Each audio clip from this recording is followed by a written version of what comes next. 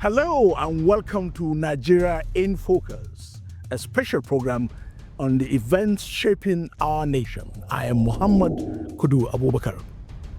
And in this very first edition, we are taking a close look at some of the landmark legislative achievements in 2024 under President Bola Ahmed Tinubu, from addressing patriotism, education, and workers' welfare to regional development and judicial reforms. These legislations are poised to redefine the trajectory of our nation. But how impactful are they? Are these new laws solving real problems? Or are they mere political statements? Let's dig in and explore together. Stay tuned as we unravel these milestones and hear from citizens about their perspectives.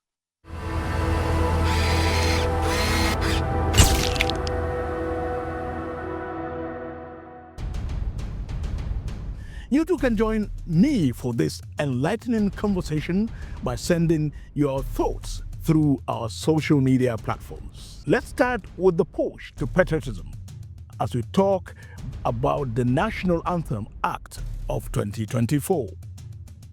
In a bold move, President Tinubu restored the 1960 anthem, Nigeria We Held Thee. Let's hear a clip of the restored anthem. Nigeria, we hail thee, our own dear nation. For some, it's a nostalgic nod to our past. But for others, it feels like a distraction from pressing economic issues. In fact, as you were talking, I recall when the young lady, Amusan, I think, won the hurdles gold medal. When the national flag was waving, a lot of people were in tears. I think it will bring back, because even here in chapter 2 says, our flag shall be our symbol. Our flag shall be our symbol that we are Nigerians. So it also talks about the fact that truth and justice should reign in our country, in peace. Even in battle, we must honor that flag. We count it as gain to hand to our children a banner without stain. It's almost like a commitment. With a prayer that God of creation should grant this our one request. God should help us to build a nation where no man is oppressed. And so with peace and plenty, which we have in abundance, Nigeria may be blessed. Beautiful, isn't it? Yet the timing has raised eyebrows. The National Orientation Agency insists it's a unifying symbol. But many Nigerians are asking, why now? The decision by the government, the Tinubu-led government, is that let's go back to basics.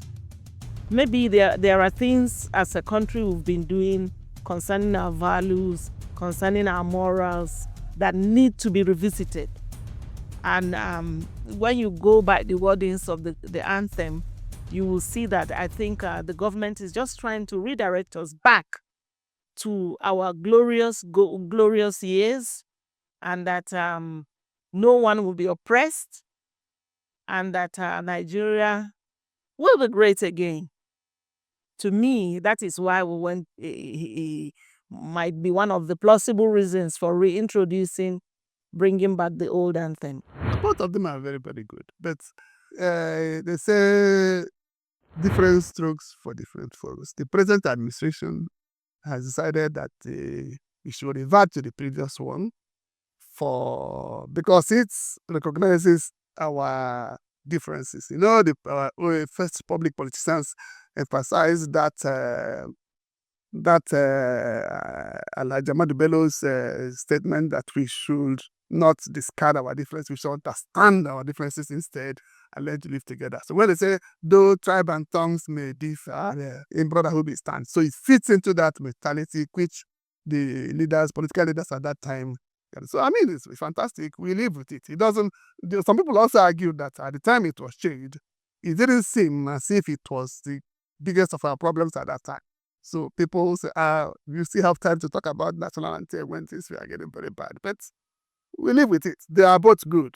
I enjoy them whenever they play. The people should not make so much fuss about it. One of the things I will tell Nigerians is that we should learn to trust our government. We have seen across the world, when citizens don't trust their government, the country largely goes into flames, economically, socially, and otherwise. And so when we see our government coming up with these initiatives, with these innovations or these policies, let's not just think that they are fools. Every country requires a vision, requires a culture. These things, even if as they are not physically seen or physically touched, they have a way in contributing to the elasticity of the fabrics of the society. They have a way of bringing us together. They have a way of vocalizing what we want to see in our country. And yes, there are this argument of, okay, why now?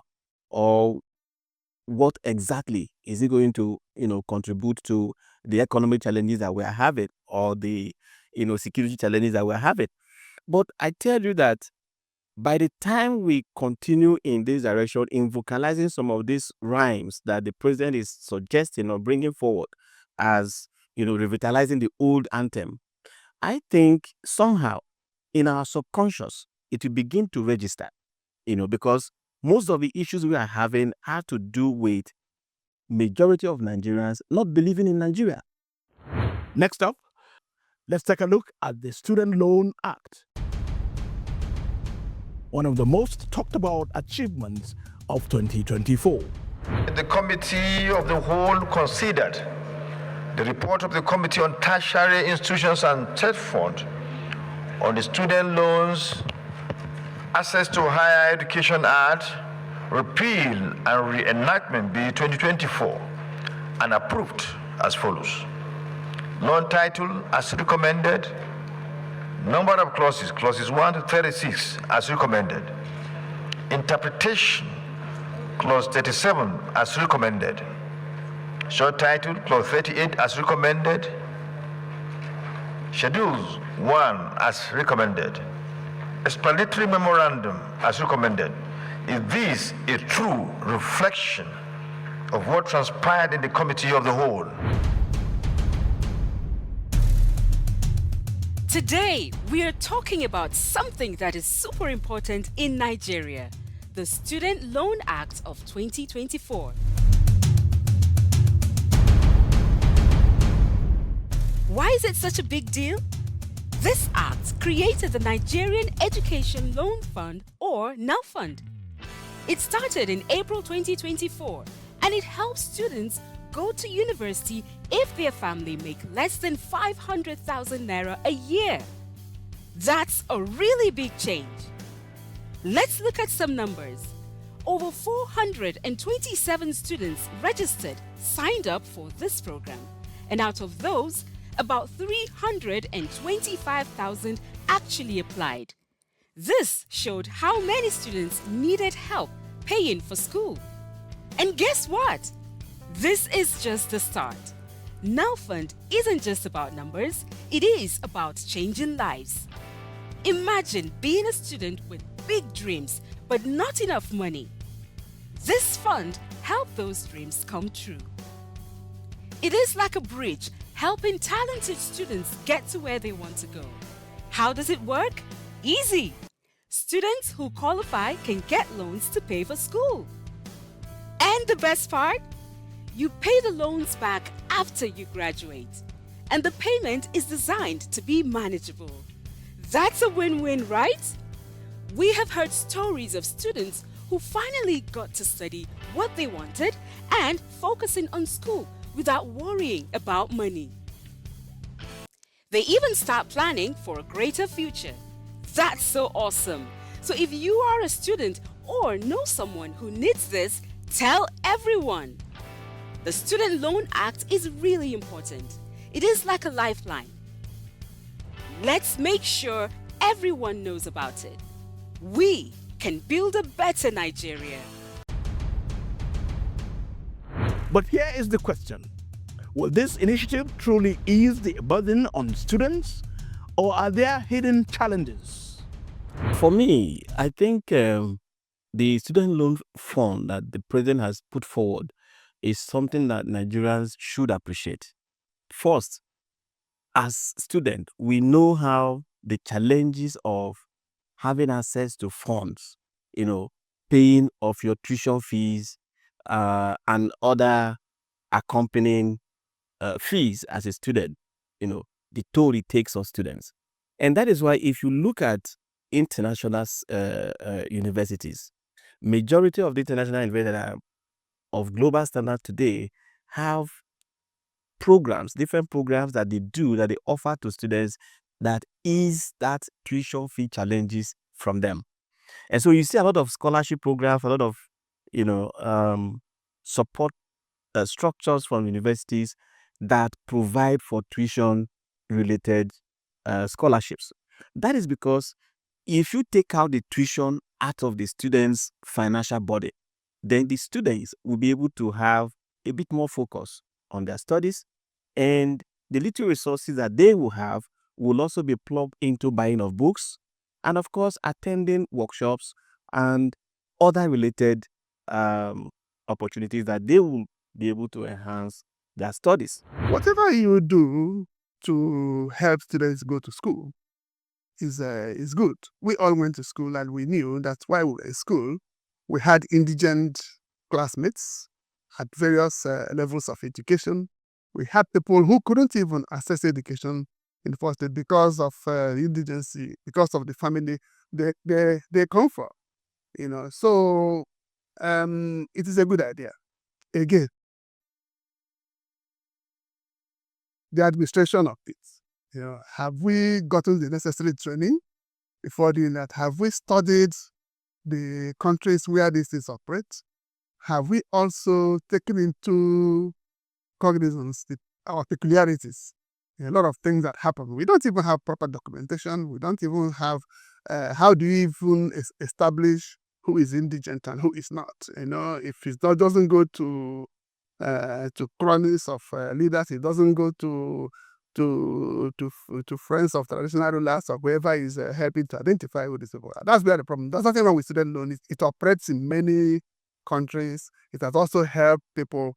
Even paying back may not really be a problem because you give people the money today. By the time they start work and all that, the money equation becomes very small because of inflationary trends and other things. They can pay back. Even if the person gets education properly and contributes to society, even if he doesn't pay back, the society gains from such education the person has got. So it is not a bad idea no matter how you look at it. Another point that we must consider is, of course, we are having economic shocks. That is not deniable by anyone. And so these are measures that can help parents to also overcome some of these economic shocks that we have in the country. So for me, I think the president is actually going in the right direction in trying to cushion the economic challenges of parents and provide students with the enabling environment to study and excel. It's clear that while the loan program offers hope, it's not without its critics. For our listeners and viewers, what do you think? Is this the solution to Nigeria's education crisis? Drop us your thoughts on our social media platforms.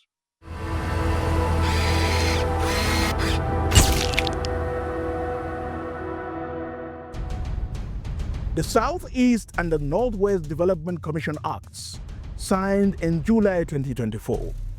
These commissions are tasked with addressing critical issues like erosion control and infrastructure development.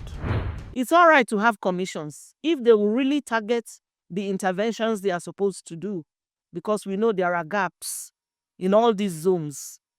The Southeast, we know what the gaps are.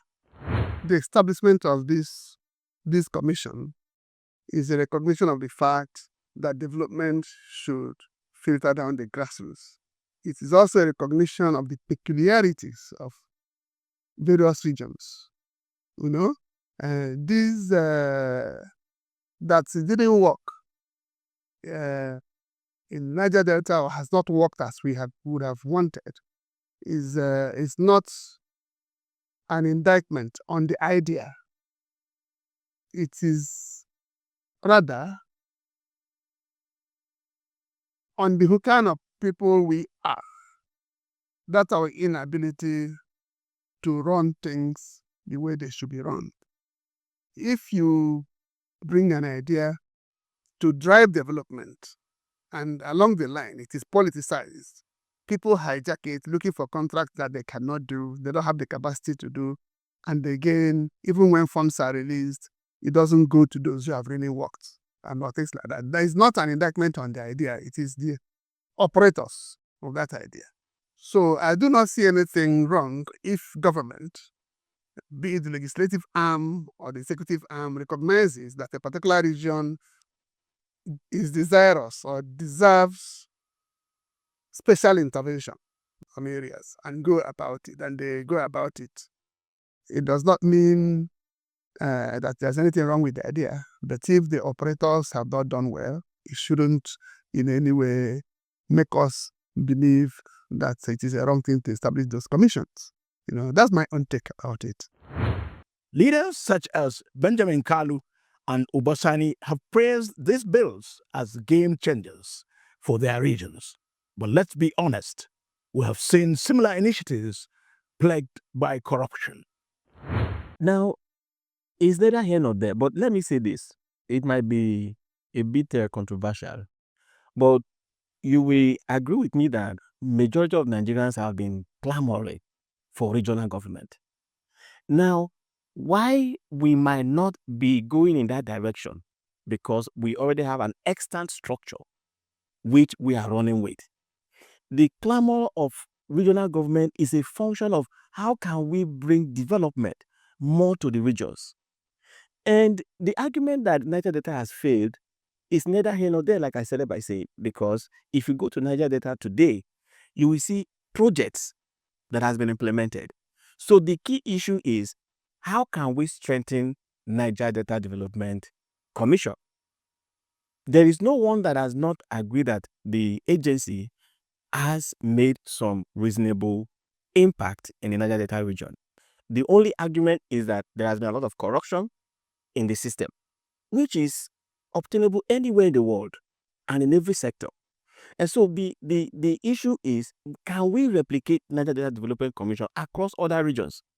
I think the answer is yes, because if we strengthen Niger Delta Development Commission and ensure that the corruption that we are perceiving or we are seeing today is handled, justiciably, then we can replicate the same method or the same agency across other regions, strengthen them and ensure that the corruption that we experience in Niger Delta Development Commission will not be experienced in these new commissions. But what has been constant is the impact that the commission has been able to do, and which we can also replicate in other regions by instituting those other regional development commissions. So I think if we want this country to continue to make the progress as we have seen in the last year, where the economy grew irrespective of the economic challenges that we're having in Nigeria and globally, we need some of these projects to come online, to come alive, but we need a structure that will ensure that they achieve the objectives stated. It's clear that transparency and accountability will be key. For our viewers in the Southeast and the Northwest, what projects will you like these commissions to prioritize? Forward your suggestions to our social media platforms. Now, let's talk about the Minimum Wage Act. This law increased the minimum wage from 30,000 naira to 70,000 naira with a mandate for reviews every 3 years. For many workers, this is a welcome relief, but it also raises questions about inflation and the burden of employers.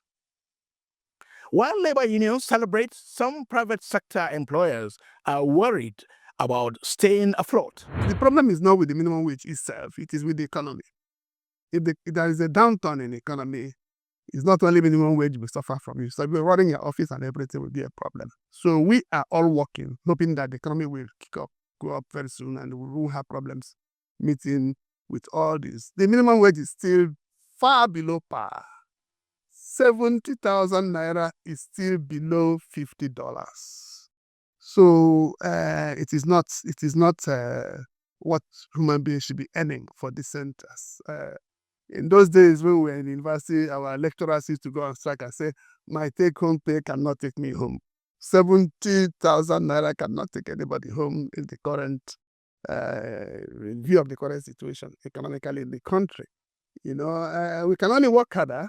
I am even I'm happy that it has not even led to mass retrenchment somehow. So Nigerians have a way of surviving, businesses have a way of surviving, but the government should also look into that, especially the private sector, and see how they can incentivize those businesses that have direct impact on the economy, those businesses that reduce food prices, those businesses that create even more jobs, those businesses that contribute to GDP in practical terms.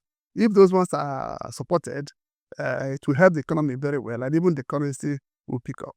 As a business owner myself, it has been a problem. Now, this is not something that anybody can wish away. We are torn between the devil and the debris sea as far as the minimum wage issue is concerned. Now, why am I saying that? It's simple. The economic situation we have today does not allow a worker, for instance, to go home with anything less than even 100,000 naira per month. On the other hand, as a business owner, you still have challenges in terms of cost of operations, in terms of other business management challenges, that affects your bottom line. And so how do you balance this? So it becomes something that every one of us have to think deeply around. Now, for the government, I think anybody saying that the government should not increase minimum wage is not helping the government, because if the government wants their workers, the civil servants, to be effective and efficient in what they do, they need to also be sure that they have a good take-home package. On the private sector, we have to continue to see how we can adopt technology, to reduce the pressure of paying too much salaries for our staff. But we need to come to the point that we have an agreement on how to increase workers' salary to enable them to also be a part of the economy. The minimum wage is a very welcome development when you look at it before the increase in petroleum price hitting 1,000 naira. Right now we are doing 980. So what is 70,000 naira? Bag of rice is how much? 150 kg. It's 100 and. So it needs to be reviewed again upward.